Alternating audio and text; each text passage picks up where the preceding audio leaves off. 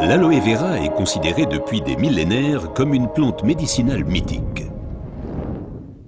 Déjà, les Aztèques l'utilisaient comme remède miracle contre beaucoup de maladies.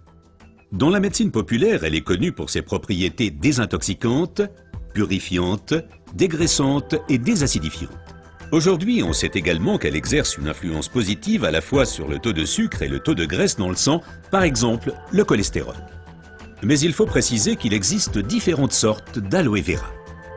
La véritable aloe vera, l'aloe barbadensis, est un lys du désert et est cultivée dans les régions sèches, notamment en Amérique centrale et en Amérique du Sud.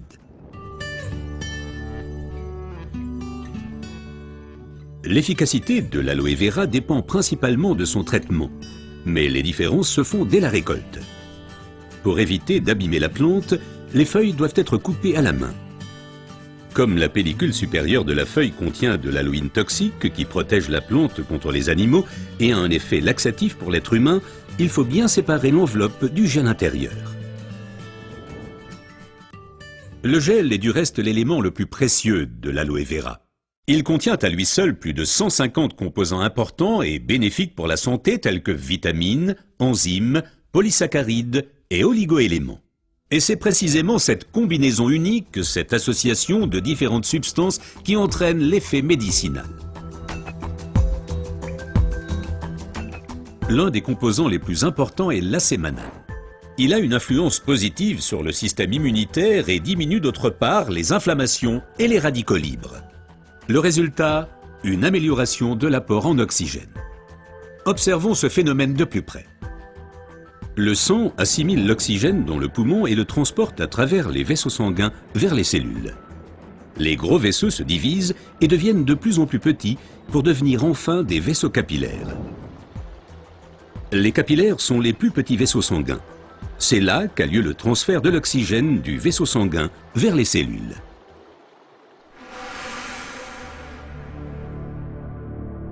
Une alimentation malsaine, la pollution de l'environnement, le stress et des exigences élevées affaiblissent notre système immunitaire.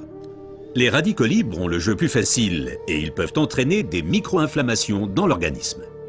Ces inflammations altèrent les vaisseaux et entraînent un épaississement des parois des capillaires. Ce gonflement rétrécit le vaisseau et les globules rouges circulent plus lentement à travers les capillaires, entraînant une baisse de l'alimentation en oxygène. Et c'est là que l'aloe vera intervient. Elle réduit le gonflement des parois des capillaires. Les globules rouges circulent plus rapidement et l'alimentation en oxygène est améliorée. Les toxines et les impuretés sont évacuées plus rapidement. De récentes études indiquent que d'autres substances naturelles peuvent encore améliorer l'effet de l'aloe vera. Parmi ces substances, il faut citer tout d'abord le silicium, mais aussi l'huile d'onagre et enfin les minéraux basiques. Observons tout d'abord le silicium d'un peu plus près. Le silicium est indispensable à l'organisme. C'est un élément structurant. Nous le connaissons surtout sous forme de sable de quartz que l'on trouve dans la pierre et le béton. Dans l'organisme, le silicium contribue à stabiliser les tissus, mais il renforce également les os, les ongles, les cheveux, les tissus conjonctifs et les parois des capillaires. Avec l'âge, les capillaires menacent de perdre leur fermeté. Ils peuvent littéralement se désagréger, ce qui entraîne une interruption du flux sanguin. Dans le pire des cas, ceci peut entraîner des incidents vasculaires cérébraux et l'infarctus. Le silicium renforce et soutient les parois des capillaires et maintient ainsi le vaisseau sanguin ouvert. Les globules peuvent ainsi continuer à alimenter les cellules en oxygène. Mais le corps humain ne peut pas s'alimenter en silicium sous sa forme d'origine qu'est le sable de quartz. Toutefois, la nature offre des alternatives, et notamment une source végétale idéale, l'ortie. Car elle est riche en silicium naturel, mieux assimilable par l'être humain. Une oxygénation optimale ne dépend pas uniquement des capillaires, mais aussi et surtout de l'état du sang. Le sang ne peut bien circuler dans les vaisseaux capillaires que s'il est suffisamment fluide. Certaines substances peuvent améliorer la fluidité sang, l'huile d'onagre avec ses acides gras insaturés et naturellement les minéraux basiques. Les acides gras insaturés sont des fluidifiants du sang. Ils empêchent les globules de s'agglutiner et donc un épaississement du sang. Les minéraux basiques soutiennent l'élasticité des globules rouges et facilitent ainsi leur passage à travers les capillaires. Ces deux éléments améliorent la fluidité du sang et garantissent ainsi son alimentation optimale en oxygène. Permettez-moi de récapituler. Une oxygénation satisfaisante de nos cellules est une condition importante de notre santé et permet également de prévenir les maladies graves.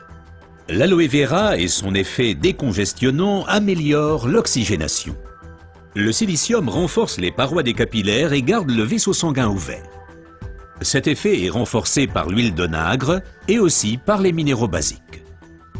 Ce que la médecine populaire savait depuis longtemps est maintenant confirmé par la recherche moderne.